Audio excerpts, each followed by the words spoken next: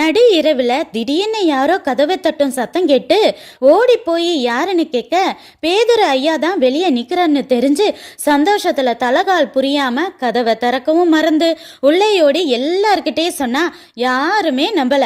அவருடைய ஏஞ்சலா இருக்கும்னு சொன்னவங்க பேதுரு ஐயாவை பார்த்தோன்னு தான் நம்பினாங்க.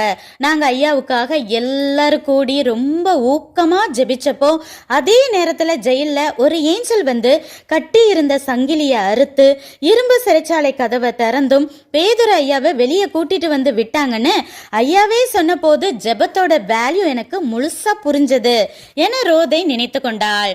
நான் சின்ன வயசுல இருக்கும் போது தேவ பிரசனத்தால ஆவிக்குரிய சபைக்கு பக்கத்துல கூட பிசாசு பிடிச்சவங்களால நெருங்க முடியாது, அலக்களிக்கும்னு கேள்விப்பட்டிருக்கேன். ஆனா இப்போ நிறைய ஊழியக்காரங்களுக்குள்ளேயே பிசாசுகள் குடியிருக்குதே, எப்படி? சுயத்தையே யோசிக்காம தேவ சித்தம் மட்டுமே செய்த ஊழியக்காரங்க விசுவாசிகளின் வல்லமையான ஜபத்தால அவங்க பிசாசை ஜெயிச்சாங்க. இப்போ நிறைய பேருக்கு தன் குடும்பம் பேரு புகழ உயர்த்தவே நேரம் பத்தலையே, எப்படி பிசாசை ஜெயிக்க? அப்போஸ்தலர் காலத்தில் நடந்த வேல்யூவான ஜெபங்கள் திரும்ப நம் வீடுகளிலும் சபைகளிலும் நடத்தப்படணும்.